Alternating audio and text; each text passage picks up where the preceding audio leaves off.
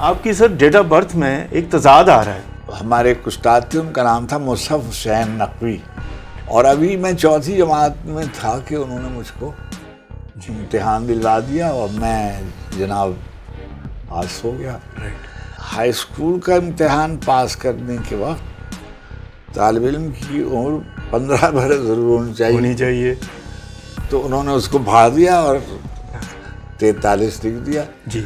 میں جب یہاں پاکستان 1965 میں آیا تو 2 جگہ یونیورسٹیوں میں نے کوشش کی کہ مجھے کوئی بحیثیت ٹیچر کے ملازمت مل جائے، مگر نہیں ملی. تو یار بھائی کہنے لگے کہ تم ایسا کرو کہ تم ریڈیو میں آ جاؤ. تو میں نے کہا کہ مجھے تو کچھ آتا نہیں ہے. خبروں کے آڈیشن تھے، اب ہم نے جا کر اور بلیٹن گتے پہ لگا کے دے دیے گئے. اب میں نے خبریں پڑھی تو ریڈیو کو آکاشوانی کہتے ہیں. آکاشوانی. جی. یہ آکاشوانی الیکشن الہ آباد ہے. اب آپ دیوکی نندن پانڈے سے ہندی میں سماچار. اچھا میں نے جناب دیوکی نندن پانڈے کو تو نکالا بیچ سے جی، اور اپنا نام شامل کیا اور اپنے ریڈیو کا نام شامل کیا. جی. میں نے خبریں پڑھی، ہو گیا. لکھنؤ میں مسلمانوں کی آبادی تھوڑی تھی جی، لیکن جو اس کا تشخص تھا وہ آپ اس کو اسلامی کہہ لیجئے. یہ ایک ماحول وہاں نظر آ رہا وہ اسلامی تشخص تھا اس کا، مگر وہ رفتہ رفتہ معدوم ہوتا جا رہا تھا. ہندی، ہندو، ہندوستان، یہ جو نعرہ آج کل آپ سن رہے ہیں، یہ اسی زمانے میں جو جن سنگھ پارٹی تھی، اٹل بہاری واجپئی جس علاقے میں رہتا تھا اسی علاقے سے پہلی دفعہ الیکشن لڑے تھے. جی. میں صرف دیکھ رہا تھا وہ سب کچھ، یعنی یہ کوئی میں نے ایک دانش کے طور پر وہ تجزیہ کر کے کسی حیثیت پہ نہیں پہنچا تھا. یہ میں دیکھ رہا تھا کہ یہ ہو رہا ہے. ہاں سر، عمر کا وہ حصہ ایسا ہوتا ہے، آپ تجربے میں لے کر آ رہے تھے کہ کون سی باتیں میں نے اڈاپٹ کرنی ہے اور کون سی نہیں کرنی ہے. وہ سارا ایک معاشرتی، جیسے ابھی آپ دیکھ رہے ہیں کہ الہ آباد ہے، اس کا نام بدل کے پریاگ پور رکھ دیا گیا مثلا. جی. کسی اور شہر کا نام بدلنے، علی گڑھ کا نام بدلنے کی کوشش، کسی اور ایسے اس طرح کی چھوٹی چھوٹی باتیں شہر کی منزل میں بھی ہو رہی تھیں. جی.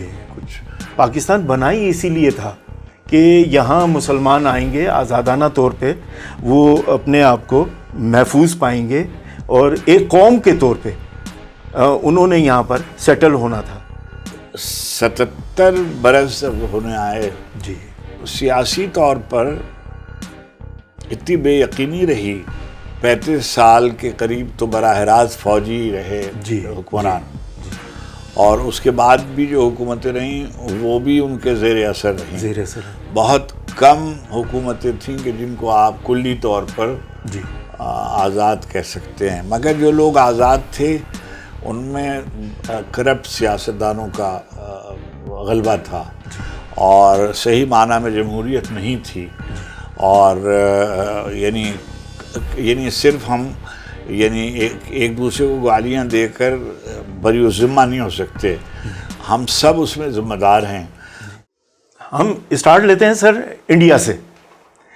یہ ایک تضاد آپ کی سر ڈیٹ آف برتھ میں ایک تضاد آ رہا ہے کہ 21 مارچ کا بھی ہے، 23 مارچ کا بھی ایک میں نے جو ڈاکومنٹس دیکھے ہیں، اور 22 مارچ کا بھی ہے، اور اس میں 1942 1943. یہ تھوڑا سا آپ کلیئر کر دیں سر. دیکھیے ایسے ہے کہ میری یوم ولادت جو ہے وہ ہے 21 مارچ 1944. رائٹ.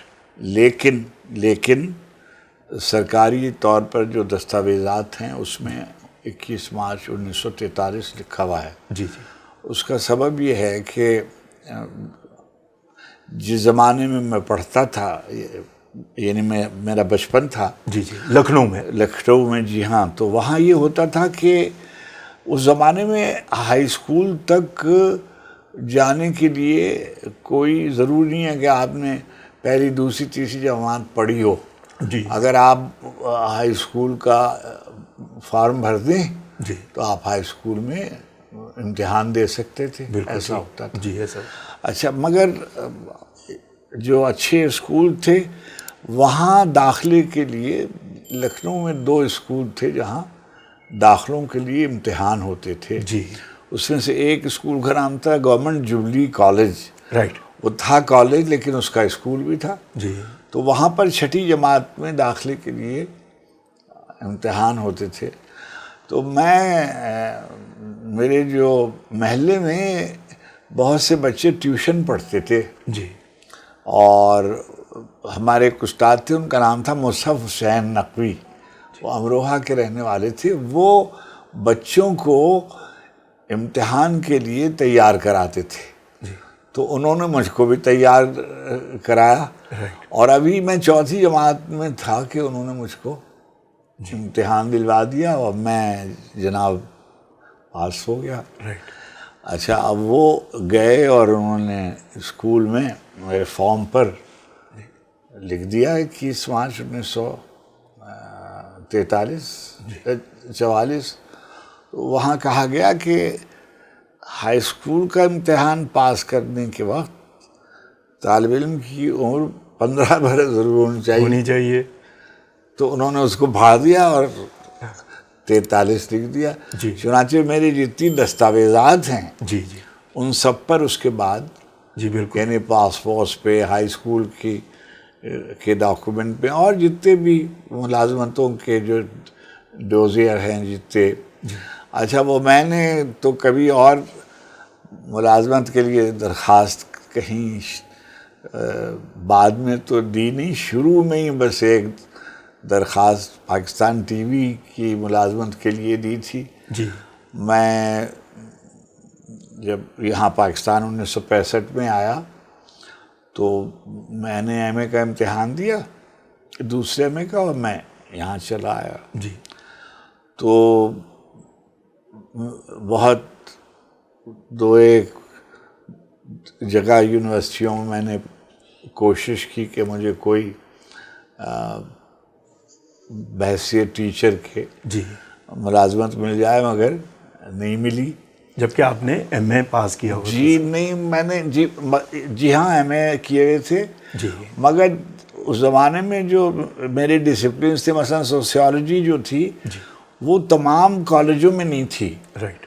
1-2 کالجوں میں تھی. وہاں فیض صاحب مجھے لے کر گئے تو انہوں نے کہا کہ ابھی تو جب سیشن شروع ہوگا جی تب دوبارہ آپ آئیے گا. اب میرے پاس تو جو میں پیسے لے کر آیا تھا وہ ختم ہو رہے تھے. ختم ہو گئے. تو مجھ کو یہ فوری طور پر چاہیے تھا کہ مجھے کوئی ملازمت مل جائے وغیرہ میں کیا کروں گا. چنانچہ میرے ایک بزرگ دوست میرے بڑے بھائی کے دوستوں میں تھے. جی وہ لکھنؤ یونیورسٹی میں پڑھے تھے. ان کا نام تھا یاور میدی جو بعد میں ریڈیو پاکستان کے کنٹرولر بھی ہوئے اور بہت بڑے جی ان کا ایک نام شہرت ہوئی ان کی. وہ بہت اچھے پروڈیوسر تھے. انہوں نے بڑے بڑے لوگ پروڈیوس کیے. جی یعنی مثلاً اگر میں آپ سے عرض کروں کہ جیسے خوشبخت عالیہ یا پروین شاکر یا مثلاً شفیع نقی جامی یا حسین حقانی یہ جو سب یہ جو لڑکے جتنے تھے سر یہ ریڈیو سے منسلک. جی ہاں بزم طلباء یہ کرتے تھے کالج میگزین ایک. جی جی تو یاور بھائی کہنے لگے کہ تم ایسا کرو کہ تم ریڈیو میں آ جاؤ. جی تو میں نے کہا کہ مجھے تو کچھ آتا نہیں ہے. جی تو انہوں نے کہا کہ پتہ کیا. جی تو انہوں نے کہا کہ فلاں دن آڈیشن ہونے والے ہیں. جی آڈیشن تو کیا بات سر آواز کے حوالے سے. اچھا اب جناب آڈیشن میں ہم گئے اور خبروں کے آڈیشن تھے. اب ہم نے جا کر اور بلیٹن گتے پہ لگا کے دے دیے گئے. جی اب وہ 2-3 منٹ کی سب کو ریکارڈنگ کی اجازت تھی. جی اچھا اب میں نے پڑھی خبریں تو مشہود احمد دہلوی جی جو تھے وہ انچارج تھے قصے کے. تو وہ ساتھ تھے اور عبید اللہ بیگ ساتھ تھے. جی. اور آج کل کینیڈا میں ہے غلام حسین جعفری, وہ انجینئر, اس زمانے میں ایک انجینئر بھی ریکارڈنگ کے وقت موجود ہوتے تھے. تو اب میں نے خبریں پڑھی تو انہوں نے کہا کہ یہ جو خبریں آپ نے پڑھی ہیں یہ بالکل انہوں نے جو لفظ استعمال کیا انہوں نے کہا کہ آپ قیامت تک دادا کی طرح نہیں پڑھ سکتے, یعنی شکیل احمد صاحب کی طرح. اچھا شکیل احمد بدایونی صاحب نہیں, شکیل احمد تھے نا, خبریں پڑھتے تھے. جی. وہ میرے یعنی وہ میرے خالو بھی تھی, میری بہن کے سسر بھی ہونے والے تھے. خیر اس وقت ابھی بچی کی شادی نہیں ہوئی تھی, میں طے تھی ان کے یہاں. تو ظاہر ہے ان کا ان پہ مجھ پر ان کی خبریں سنی ہوئی تھی, وہ طریقہ آتا تھا بس. خیر اب میں نے کہا کہ انہوں نے کہا کہ نہیں, مگر آپ کا تلفظ وغیرہ جو ہے وہ ٹھیک ہے, آواز بھی آپ کی ٹھیک ہے, مگر تو آپ دوبارہ آڈیشن دے. جی. تو عبید اللہ بیگ مرحوم نے, پہلا دن تھا میرا ان سے ملاقات کا. جی. مگر انہوں نے کہا کہ ہاں نہیں دوبارہ کر لیتے ہیں. چنانچہ ہمیں دوبارہ انہوں نے مائک پہ لے آئے. اب مجھے کیا کہ اب جب میں بیٹے جب لکھنؤ میں تھا تو وہاں ریڈیو سنتا تھا. جی. تو ایک صاحب ہندی میں خبریں پڑھتے تھے, وہ ان کی خبریں میرے وہ کانوں میں تھی. جی بالکل. آواز. جی. تو وہ خبریں ایسے پڑھتے تھے, یہ آکاشوانی لکھنؤ الہ آباد ہے.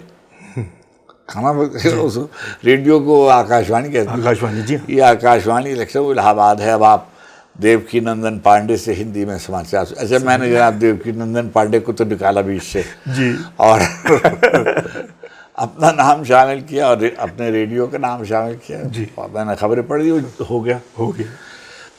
اب مجھے 10 روپے روز ایک بلیٹن کے ملتے تھے. اس زمانے میں 10 روپے اچھے خاصے ہوتے, بڑی رقم تھی, مگر 10 روپے ملتے تھے. اچھا اگر میں ایکسٹرنل سروسز میں یہ ہوتا تھا کہ انگریزی میں لکھا ہوا بلیٹن آتا تھا. جی. اور وہ بلیٹن تمام یونٹس میں جی ہاں ڈسٹریبیوٹ ہو جاتا تھا. جی ہاں تقسیم ہو جاتا تھا. تو جو عربی والے تھے وہ اس کو عربی میں ترجمہ کرتے تھے, جو فارسی والے تھے وہ اس کو فارسی میں ترجمہ کرتے تھے, جو ترکی والے تھے وہ. تو میں ہندی میں بھی تھا اور میں برطانیہ کی سروس میں بھی تھا. میں اس کو ایک صاحب تھے بہت ہی مشہور آدمی, جی. وہ ان کا نام تھا افضل صدیقی, جی. جو بعد میں امن کے ایڈیٹر بھی ہوئے, اور ایک سیاسی جماعت سے بھی ان کا تعلق بعد میں ہوا. اس زمانے میں وہ بھی وہاں آتے تھے ترجمے کے لیے, خالی ترجمے کے لیے. تو مجھ کو تو ترجمہ میں نے تو کبھی کیا نہیں تھا. اچھا اب خبروں کا ترجمہ ایک خاص مزاج سے آتا. تو وہ میرے صحیح معنی میں استاد تھے. جی. اور انہوں نے کہا کہ افتخار ایسے کرتے ہیں, یوں کرتے ہیں. جب مجھ سے فرض کیجیے وقت آ جاتا تھا قریب, تو عبید اللہ بیگ اور قریش پور دونوں تھے, وہ جلدی وہ تو بہت ہی اچھے ماشاءاللہ, بہت ہی اچھے. بیگ صاحب تو سر انجینئر, بعد میں ہمارے مترجم ہمارے ساتھ تھے, ایکسٹرنل سروسز میں کام کرتے تھے. وہ جلدی سے کر کے مجھے دے دیتے, میں جا کے خبریں پڑھ دیتا تھا. اتنی دیر میں سلیم گیلانی صاحب بیرونی نشریات کے شعبے کے انچارج ہو گئے. جی. اور ان کے زمانے میں مجھے بہت کام ملا اور مجھے انہوں نے بہت پیسے دیے. مجھے جو اسٹاف آرٹسٹ کہلاتے تھے وہ, جی, تو کانٹریکچوئل امپلائیز میں اس زمانے میں 500-550 روپے بہت ملتے تھے. جی. تو مجھ کو اردو میں اور انگریزی میں رضوان واسطی مرحوم جو تھے, جی جی, جو بعد میں ٹی وی کے اداکار, بعد میں انہوں نے ٹی وی بھی کیا. ان کی بیگم صاحبہ بھی, ہماری بھابھی طاہرہ بھی تھیں, وہ جی طاہرہ واسطی صاحبہ. تو خیر ایسے ریڈیو میں میں نے کیا. سلیم گیلانی صاحب نے میری تربیت بھی بہت کی, اور یہ جو بعد میں کسوٹی وغیرہ ہوا, یہ اسی ریڈیو کا ایک طرح سے برین چائلڈ تھا. اچھا سر, کسوٹی کو ہم ابھی بعد میں لیں گے. ہم واپس جو ہیں سر لکھنؤ آتے ہیں. جی جی جی لکھنؤ میں سر جیسا کہ آپ نے فرمایا 1965 میں آپ کی ہجرت ہوئی پاکستان کے لیے، تو کیا سر فیملی تو میرے خیال میں 1947 میں ہی شفٹ ہو گئے تھے یا کیا؟ نہیں، یہ ذرا جی بالکل، یہ ایک ایسی بات ہے جو بار بار مجھ سے پوچھی جاتی ہے، جی جی اور خیر اس کا ایک تلخ جواب بھی ہے اور ایک سیدھا جواب بھی ہے۔ سیدھا جواب یہ ہے کہ میرے والدین پاکستان نہیں آئے، رائٹ، انہوں نے ہندوستان میں ہی رہنا۔ دیکھیے، پاکستان ہجرت کرنے والوں میں کئی طرح کے لوگ تھے۔ جی ایک تو وہ لوگ تھے جو نظریاتی طور پر پاکستان آنا چاہتے تھے، جی ایک وہ لوگ تھے کہ جہاں فسادات ہوئے جی اور اپنی حفاظت کے لیے وہاں سے ہجرت کر کے مشرقی پنجاب میں عام طور پر یہ ہوا، اور وہ ایسے علاقوں میں تھے کہ وہاں یہ تشدد اور وہ لوگ آگے۔ کچھ لوگ ایسے ہوئے جو سرکاری ملازم تھے، جی، اور ان سے یہ پوچھا گیا تھا انگریزوں کے زمانے میں کہ اگر تقسیم ہو جائے گی تو آپ ہندوستان میں رہنا پسند کریں گے یا پاکستان جائیں گے؟ اچھا، یہ پوچھا گیا، انہوں نے آپٹ کیا کہ ہم پاکستان جائیں گے۔ جی اب وہ لوگ تو شفٹ ہو گئے 1947 میں۔ جی، اب دو طرح کے لوگ جو تھے وہ وہاں رہ گئے۔ ایک تو وہ لوگ رہ گئے کہ جن کا کاروبار تھا اور جن کے پاس جو سیٹلڈ تھے، جن کے گھر تھے اور فرض کیجئے تھوڑی کاروبار تھا اور رزق کا، معاش کا ایک بندوبست تھا، اور جن کی گویا جان و مال کی کوئی تحفظ کا کوئی قصہ نہیں، اور دوسرے یہ تھا کہ بہت ہی غربت تھی، وہ اپنی غربت کے سبب یہاں مائیگریٹ کر گئے، پاکستان آ گئے، کچھ نہیں آئے اس لیے کہ ان کو آنے کے لیے بھی تو کچھ اسباب چاہیے، تو وہ لوگ رہ گئے ادھر۔ میرے جب میں نے سنا ہے یہ، میرے دادا جو تھے وہ آنا چاہتے تھے مگر میرے والد اکیلے ان کے بیٹے تھے اور دادا اکیلے آدمی تھے، اور میں اکیلا بیٹا تھا، اور میری دادی جو تھیں ان کا جو گھر تھا وہ باربنکی ایک شہر ہے، اس کے ہمارے کسی گاؤں کی رہنے والی تھی ہماری دادی جو تھیں، وہ اپنا گھر چھوڑ کر نہیں آنا چاہتی تھی، یعنی بمشکل تو وہ باربنکی سے لکھنؤ آئی تھیں، تو وہ لکھنؤ بھی انہوں نے تمام زندگی یعنی ایک محدود، تو وہ نہیں آنا چاہتی تھی، چنانچہ میرے دادا نہیں آئے، اور جب دادا نہیں آئے تو میرے والد بھی نہیں آئے، اور ہمارا کاروبار تھا جو ابھی بھی ہے۔ میری جو دوسری والدہ سے میرے 2 بھائی اور 2 بہنیں ہیں جو وہاں رہتی ہیں۔ اچھا، تو سر اس میں آپ کی عمر بھی، سر آپ نوجوان تھے وہاں پہ، جو عمر آپ کی تقریباً کوئی 24-25 سال کی عمر نہیں، ابھی 21 برس کا تھا، 21 برس۔ تو 1965 کی تو سر جنگ ہوئی تھی، تو اس میں پھر آپ اس جنگ سے پہلے آپ آئے؟ جی، میں جنگ سے بیشتر آیا تھا۔ بیشتر آئے تھے، تو اچھا، وہاں آپ نے سر تعلیم کا جو معیار ہے، وہاں اس وقت کی جو تعلیم کا معیار تھا اور جب پاکستان آپ آئے تو اس وقت پاکستان کی تعلیمی معیار میں آپ نے کیا ڈفرینس محسوس کیا سر؟ دیکھیے، ایسے ہے کہ بالکل میں دیانتدارانہ ایک بات کہوں، مجھے اتنا دماغ نہیں تھا، مگر ایک بات بالکل طے تھی کہ میں پاکستان آنا چاہتا تھا، رائٹ۔ اور جب میں نے ایم اے کا امتحان دیا اس سے پیشتر میں نے یہ طے کر دیا تھا کہ میں ہندوستان میں نہیں رہوں گا۔ میرے نانا جو تھے وہ ایک غریب آدمی تھے، انہوں نے میری پرورش کی تھی، اور وہ ایک مزدور پیشہ آدمی تھے، تو میں ان کو بابا کہتا تھا۔ تو میں نے بابا سے کئی دفعہ کہا کہ میں یہاں نہیں رہوں گا، اس لیے کہ یہاں میں جو لکھنؤ تھا اس کی جو یہ میرا پرسیپشن یہ تھا کہ جو مسلمان ہے، خاص طور پر جو مجھے دنیا کے مسلمان کی تو کوئی خبر نہیں تھی، نہ میں پاکستان اور ہندوستان کے مسلمان کو جان رہا تھا، میں تو اپنے اطراف جو ارد گرد جو جی کہ مسلمان جو ہے لکھنؤ کا وہ تباہ حال ہے بالکل، اچھا اور اس کا کوئی مستقبل وہاں نہیں ہے. اور پاکستان کے قیام میں جو حصہ جن لوگوں نے ہندوستان میں لیا تھا، اس میں جی وہاں کے لوگ، علی گڑھ کے لوگ، لکھنؤ یونیورسٹی کے لوگ، علی گڑھ یونیورسٹی کے لوگ، یہ خاص طور پر پیش تھے. تو اس کی ان کو ایک طرح سے خمیازہ اردو کو بھی بھگتنا پڑ رہا تھا جی اور مسلمانوں کو بھی بھگتنا پڑ رہا تھا اور مسلم تہذیب کو بھی بھگتنا. دیکھیے لکھنؤ میں مسلمانوں کی آبادی تھوڑی تھی، جی ہارڈلی 14-15% مسلمان تھے، لیکن جو اس کا تشخص تھا وہ آپ اس کو اسلامی کہہ لیجئے، ادب کہہ لیجیے، ادب مسلم تشخص تھا اس کا کہ یہ مسلمانوں کا شہر ہے. جب آپ وہاں جاتے ہیں تو آپ کو مسجدیں نظر آتی ہیں، آپ کو مینار نظر آتے ہیں، آپ کو امام باڑے نظر آتے ہیں، آپ کو اردو بولتے ہوئے لوگ نظر آتے ہیں، آپ کو شیروانی پہنے ہوئے لوگ نظر آتے ہیں، آپ کو درگاہیں نظر آتی ہیں، آپ کو حضرت شاہ امینہ رحمۃ اللہ علیہ کا مزار اور اس کے اطراف مینائی سلسلے کے لوگ نظر آتے ہیں، وہاں شاہ عبد الرحمن سندھی کا مزار ہے، اس کے اطراف آپ کو یہ ایک ماحول وہاں نظر آ رہا وہ اسلامی تشخص تھا اس کا، مگر وہ رفتہ رفتہ معدوم ہوتا جا رہا تھا.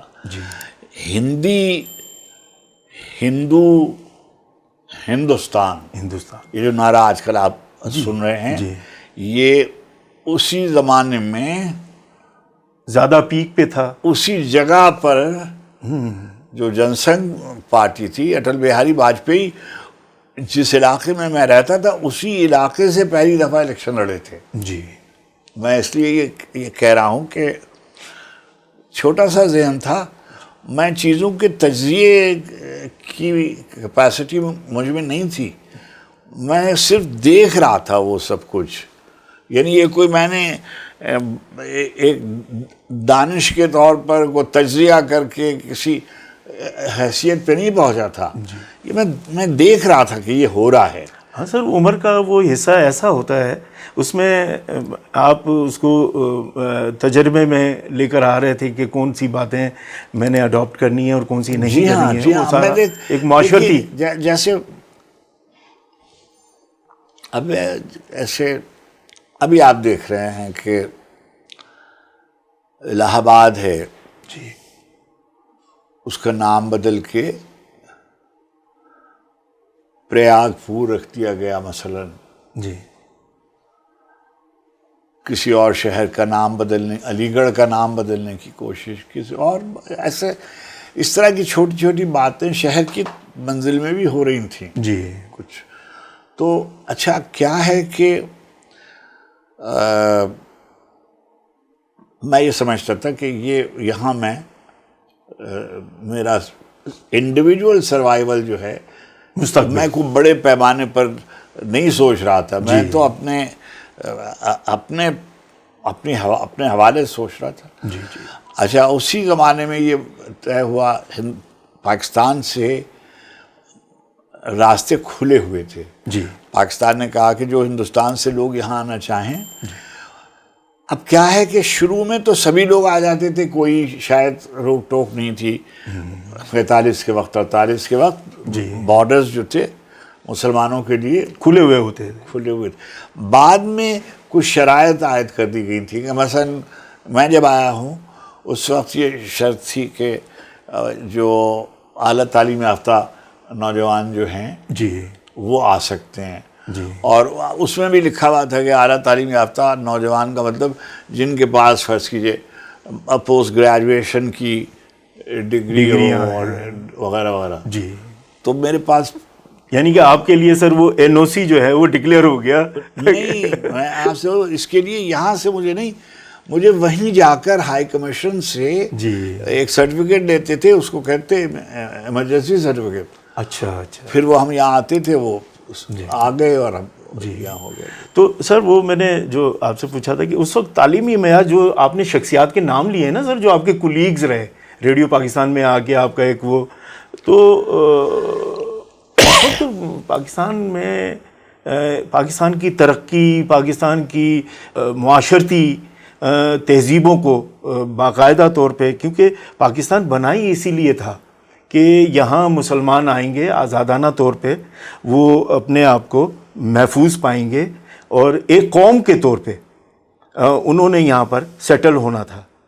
تو میں آپ سے یہی درخواست کر رہا ہوں کہ وہ جو تعلیمی معیار تھا سر، اس وقت تو وہ بیلنس تھا پاکستان کا اور ہندوستان کا، یعنی کہ جیسا کہ یہاں کے مقامی لوگ بھی تھے جو آپ کے کولیگز بنے سر، اور انہوں نے بڑے نام بنائے سر، جیسے عبید اللہ بیگ صاحب، اور کسوٹی کا جو میں آگے چل کے ہم اس کو ڈسکس کریں گے سر، کہ وہ ایک ٹیم آپ کی بنی.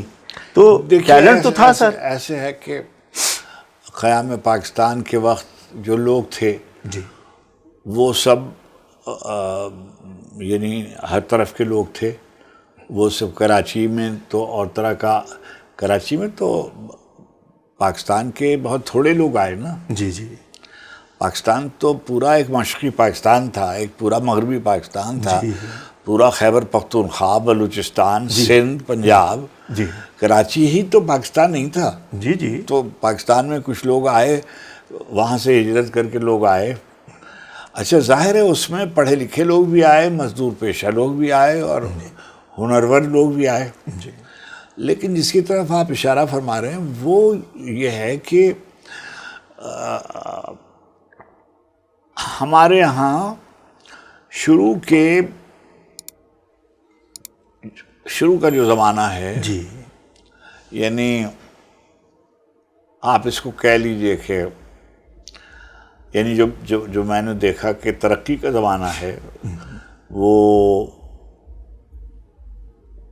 مشرقی پاکستان ہمارے ساتھ تھا جب. جی اس وقت بھی تمام مسائل کے باوجود ہم ترقی کر رہے تھے، اور ہمارا جو اقتصادی ماڈل تھا جی وہ بہت ویک تھا، بے مثال تھا، اور لوگ اس کی پیروی کر رہے تھے. یعنی مشرق بعید میں دوسرے ملک جو تھے اس کو دیکھ رہے تھے، جبکہ دوسرے ملکوں کے مگر کیا ہوا کہ 77 برس جب ہونے آئے، جی اس میں جو سیاسی طور پر اتنی بے یقینی رہی. مثلا میں تو کہہ دوں گا، آپ اس کو رکھ پائیں گے نہیں رکھ پائیں گے، کہ اس میں 35 سال کے قریب تو براہ راست فوجی رہے حکمران، اور اس کے بعد بھی جو حکومتیں رہیں وہ بھی ان کے زیر اثر رہیں. بہت کم حکومتیں تھیں کہ جن کو آپ کلی طور پر آزاد کہہ سکتے ہیں. مگر جو لوگ آزاد تھے ان میں کرپٹ سیاستدانوں کا غلبہ تھا، اور صحیح معنی میں جمہوریت نہیں تھی. اور یعنی صرف ہم ایک دوسرے کو گالیاں دے کر بری ذمہ نہیں ہو سکتے، ہم سب اس میں ذمہ دار ہیں. مثلاً اس میں سیاستدان بھی ذمہ دار ہیں، اس میں بیوروکریسی بھی ذمہ دار ہے، اس میں فوج بھی ذمہ دار ہے، اس میں صحافت بھی ذمہ دار ہے، اور اس میں اہل دانش بھی ذمہ دار ہے. یعنی جو اکیڈمیاں ہے، جو صاحبان علم ہیں، علماء بھی ذمہ دار ہیں. یعنی ان میں کوئی آدمی یہ نہیں کہہ سکتا کہ جی ہم تو بالکل. آپ دیکھیے اتنے برس ہو گئے، ایک یونیورسٹی تھی کل اس علاقے میں، پنجاب یونیورسٹی. کوئی یونیورسٹی اور نہیں تھی یہاں. اب سینکڑوں کی تعداد میں یونیورسٹیاں ہیں، ایک ایک شہر میں 10 یونیورسٹیاں کھلی ہوئی ہیں. تو پھر کیا سبب ہے کہ کوئی آدمی جو ہے، غلام ہندوستان نے جتنے بڑے مسلمان پیدا کیے وہ آزاد پاکستان نے کیوں نہیں پیدا کیا؟ غلام ہندوستان جو تھا اس میں علماء بھی تھے، اس میں مورخ بھی تھے، اس میں سیاستدان بھی تھے، اس میں اساتذہ بھی تھے، اسکالرز بھی تھے، وکیل بھی تھے، لیکن جب سے ہم نے آزادی حاصل کی اور اب جو جنریشنز آ رہی ہیں وہ ابھی دیکھیے کیا ہوتا ہے. اچھے گھرانے کے جو لوگ ہیں، کئی طبقے ہیں تعلیمی نظام کے. جی. ایک وہ طبقہ ہے جو انگریزی اسکولوں میں پڑھتا ہے، کو ایجوکیشن، او لیول کرتا ہے، جی، اے لیول کرتا ہے، اور جس دن اس کا نتیجہ آتا ہے وہ سیدھا مغرب کی طرف چلا جاتا ہے. تو یعنی جتنی انویسٹمنٹ آپ نے کی ہوتی ہے وہ آپ کی انویسٹمنٹ، انٹلیکچوئل انویسٹمنٹ، آپ کے غریب سے غریب مزدور پیشہ، ان چھوٹی ملازمت کرنے والا بھی بچہ جو ہے، وہ باہر مرد جو ہے وہ یہ چاہ رہا ہے کہ اس کے بچے انگریزی اسکول میں جائیں. جی. اچھا، وہ انگریزی اسکول میں جاتے ہیں، انگریزی اسکول میں پڑھنا گویا اس کے لیے ضمانت فراہم کرتا ہے جی، بہتر زندگی کی، یہ نمایاں، یعنی کہ نمایاں زندگی طور کی.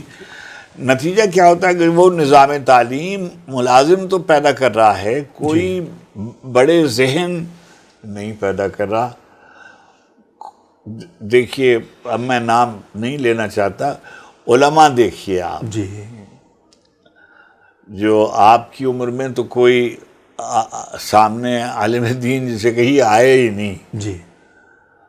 ہم جب پاکستان میں تھے تو کیسے کیسے لوگ،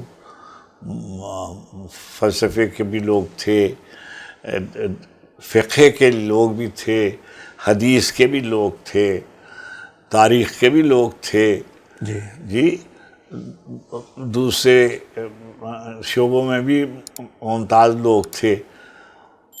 مگر مثلا میں دیکھتا ہوں کہ اخباروں میں کام کرنے والوں کے نام میں لینا شروع کروں، جی، بڑے لوگوں کے نام. اب آج کل کیا ہے، گنتی کے 20 سے 25 اینکرز ہیں جی، جن کا نام ہے میڈیا. جی.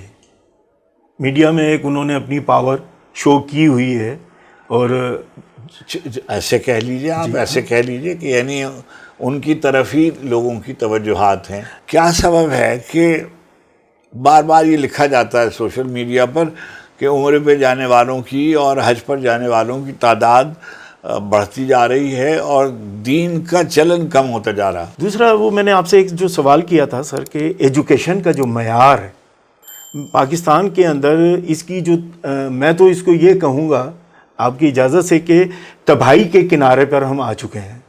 یعنی کہ مصلحتاً اب جیسا کہ انگلش کا جب سے یہ ہمارے سر پہ سوار کیا گیا تو دوہرا معیار ہو گیا سر تعلیم کا، اور اس کے اندر ایک مہنگی تعلیم ہو گئی اور ایک سستی تعلیم ہو گئی. سستی تعلیم کے لیے ہمارے اسکول کالجز آفیشل گورنمنٹ ادارے تھے جو کہ اس کو دیکھ رہے تھے. ہم بھی گورنمنٹ اداروں سے ہی پڑھے ہوئے ہیں، اور ہم نے بھی یعنی کہ جو ہماری سوچ تھی ہم نے اس کو آگے بڑھایا اور اپنے بچوں کو تعلیم بھی دی، اور بچوں کو ہم نے اپنے پیروں پہ بھی کھڑا کیا، یعنی کہ ذمہ داری کے ساتھ. لیکن سر یہ جو کاروباری نوعیت پر تعلیم کا ایک اور جو ایک سستی تعلیم تھی اس کا فقدان ہو گیا. یہ میں یہ کہوں گا کہ یہ کوئی سازش تو نہیں تھی سر یہ، کیونکہ پاکستان سر جب بنا تو میں یہ بات کرنے میں مجھے کوئی وہ آڑ نہیں ہے کہ پاکستان جو مائیگریٹ کر کے آئے تھے ان کو پاکستانی تسلیم نہیں کیا گیا، اور یہاں کے جو مقامی لوگ تھے جن میں سردار لے لیجئے، جس میں آپ وڈیرے لے لیجئے، اس میں آپ چودھریوں کو لے لیجئے، آپ اس میں جتنے بھی یہاں کے مقامی لوگ تھے انہوں نے ان لوگوں کو ایکسیپٹ نہیں کیا، اور انہوں نے کہا کہ نہیں، ہم اپنے طور پہ پاکستان کو لے کر چلیں گے، آج سر وہ ایک بہت بڑی طاقت کے طور پہ پاکستان پہ مسلط ہو گئے ہیں، اور میں ان کو یہ نام دوں گا کہ وہ سہولت کاری جو ہے اتنی بے جا طریقے سے ہو رہی ہے کہ اب ہر آدمی کو فائنینشیل پرابلم آ چکی ہے، اور ہمارا ملک جو ہے قرضوں کی آڑ میں بھی وہ دیکھیے ایسے ہے کہ یہ بات بالکل درست نہیں ہے. جی جو غریب آدمی سندھ کا ہے اور جو غریب آدمی بلوچستان کا ہے، جو پختونخوا کا ہے، وہ غریب ہے. جی وہ وہاں بھی غریب ہے. یہ اور جو امیر آدمی جسے آپ مہاجر کہتے ہیں ان کا ہے، ان کا بھی کوئی ایشو نہیں ہے. ایشو ہے ہمارے طبقے کا، جو غریب طبقہ ہے، جو مظلوم طبقہ ہے، جو مجبور طبقہ ہے، جس کے پاس پیسہ نہیں ہے، جس کے پاس اختیار نہیں ہے. آپ روز کہانی سنتے ہیں کہ بلوچستان کے فلاں شہر میں، فلاں گاؤں میں یہ ہو گیا، سندھ کے اس گاؤں میں وڈیروں نے یہ کر دیا، اور فلاں جگہ خواتین نے یہ کر دیا. یہ کچے کے علاقے میں جو لوگ ہیں وہ کون لوگ ہیں، وہ کن کی شے پر یہ سب کر رہے ہیں. تو وڈیرے اور زمیندار اور قوانین اور سردار، یہ سب جو ہیں وہ مسلط ہیں ہر جگہ. یعنی آپ اپنا رونا روتے ہیں کہ کراچی میں یہ ہو رہا ہے، بالکل یہی سندھ میں بھی یہی ہو رہا ہے. جی اور خیبر پختونخوا کے بھی جو غریب لوگ ہیں، 2 وقت کی روٹی ان کو بمشکل میسر آتی ہے. سردیوں میں لباس ان کو بمشکل میسر آتا ہے. کوئی سہولت زندگی کی تو تباہی یکساں، یعنی سب میں. اس میں 2 طبقے ہیں. ظالموں کا ایک طبقہ ہے جو کوئی پریشانی جو ہے وہ سندھ کے وڈیروں کو نہیں ہے، بلوچستان کے وڈیروں کو نہیں ہے، سرداروں کو اور قوانین کو نہیں ہے. جی پریشانی عام آدمی کو ہے، غریب آدمی کو، ایک ہاری کو ہے، کسان کو ہے، وغیرہ وغیرہ. تو لیکن یہ کب ہوگا؟ وہ جب ہوگا جب اگر فرض کیجیے انتخابات ہوتے رہتے جیسے آئینی طور پر ہمارے لکھے گئے ہیں. اس میں 2 چیزوں کو جداگانہ طور پہ رکھا جانا چاہیے. جی کہا جاتا ہے کہ جی ریاست ناکام نہیں ہوئی ہے، حکومتیں ناکام ہوئی ہیں. اس بات کو بالکل واضح سمجھنا چاہیے. میں بار بار اپنے بعض بھارتی دوستوں سے ملتا ہوں باہر، یا ٹیلی فونز پر بات ہوتی. میرے اعزاء وہاں موجود ہیں، میرے ساتھ کے لڑکے لڑکیاں وہاں پڑھتے ہیں، رہتے ہیں، اس سے رابطہ رہتا ہے. اچھا، اب مثلا روزانہ ایک خبر آ جاتی ہے. ابھی دیکھیے مودی صاحب نے باقاعدہ ایک پالیسی بنائی اور اس میں یہ کہا کہ ڈیفائن کیا ہے کہ کون ہے جو بھارت کا شہری ہو سکتا ہے. پہلے ایک بزرگ تھے، ان کا نام تھا ڈاکٹر امبیڈکر، جنہوں نے ہندوستان کا کانسٹیٹیوشن لکھا تھا. انہوں نے ڈیفائن کیا تھا کہ ہر وہ آدمی جو ہندوستان کے حدود کے اندر رہتا ہے وہ بھارتی ہے، انڈین ہے. اب وہ کہہ رہے ہیں ایسا نہیں ہے. یہ تو سر ان کی ہندوؤں کی تو ایک چال رہی ہے شروع سے، جب سے پاکستان میں صرف یہ گزارش یہ کر رہا ہوں کہ یہ بات اب جو بات کبھی نہیں کہی جاتی تھی، اب انہوں نے کیا کیا کہ انہوں نے کہا کہ نہیں، اب ہم اس ملک کا نام بھی بدلیں گے اور اس کا نام بھارت رکھیں گے. یہ ابھی آپ یہ بات چیت پڑھ رہے ہیں، سب کچھ آ رہا ہے. تو گویا جو قائد اعظم کہتے تھے کہ ایک وقت آئے گا جو یہ ہوگا. بار بار ہمارے بعض دوست جو تھے، مولانا ابوالکلام آزاد کا ایک قول بار بار پیش کیا جاتا ہے کہ انہوں نے یہ پیشین گوئی کی تھی، اور ان کا ہی نام لیا جاتا ہے. اب جو پیشین گوئی قائد نے کی تھی کہ جو یہ ہوگا اور یہ ہوگا، یہ ہو رہا ہے نہیں ہو رہا؟ جی اچھا، اب اس کا ایک ہی علاج ہے، اور وہ علاج یہ ہے کہ یکساں نظام تعلیم ہو. مطالعہ پاکستان کے نام پر ایک کنفیوزڈ ہسٹری پڑھائی جاتی ہے، ایک کنفیوز تاریخ پڑھائی جاتی ہے. 56-57 ملک ہیں OIC کے. OIC جی، یہ کوئی ہمیں سپورٹ نہیں کرتے جس طرح سے ان کو سپورٹ کرنا چاہیے. اور ہم اب ایک قوم نہیں رہے. پاکستان کیا اسی بنیاد پہ بنا تھا سر؟ پنجابی جو ہے وہ ہزاروں سال سے پنجابی تھا. جی. جو سندھی ہے وہ ہزاروں سال سے سندھی تھا. جو پشتون ہے وہ ہزاروں سال سے پشتون تھا. بلوچ تو ظاہر ہے کہ اس کا بلوچ ہونا میرے پاکستانی ہونے سے متصادم نہیں ہے. نہیں ہے، یہ ایک الگ چیز ہے. قوم کے وسیع تر مفاد میں بعض لفظ استعمال ہوتے ہیں. قرآن کی آیتیں نعوذ باللہ من ذالک استعمال ہوتی ہیں، حدیثیں استعمال ہوتی ہیں، قائد کے اقوال ظلم کرنے کے لیے استعمال ہوتے ہیں. سر آپ جب انڈیا تھے تو آپ اس وقت سے شاعر ہو گئے تھے؟ میں شاعر تو میں تھا بہت چھوٹی عمر میں. جی. میں نے 1957 میں میری پہلی چیز چھپی ہوئی ہے، اس میں لکھا ہوا ہے افتخار حسین عارف طالب علم درجہ ہفتم. کالج کی میگزین میں یہ غزل چھپی ہوئی ہے، خراب بہت. اچھا، لیکن میرا نام ہے افتخار حسین. تو عارف کا لگا ہونا بتا رہا ہے کہ میں نے تخلص اختیار کر لیا تھا. اچھا، ارے بھائی افتخار میں یہ آپ نے کیا کہہ دیا؟ تو میں نے کہا سر میں نے کیا کہہ دیا؟ تو میں نے کہا کہ یہ آپ نے کہا کہ سب سے زیادہ دولت، سب سے زیادہ شہرت، سب سے اچھا شعر کہوں. میں نے کہا سر میرا یہ تو یہ جی چاہتا ہے کہ میں سب سے اچھا شعر کہوں. اگر آپ کا جی نہیں چاہتا آپ کہیے میرا جی نہیں چاہتا. اگر آپ کا جی نہیں چاہتا کہ میرے آپ پاس دولت تو آپ کہیے کہ مجھے نہیں چاہیے. آپ کو اگر آپ کا جی نہیں چاہتا شہرت آپ کہیے میں تو چاہتا ہوں.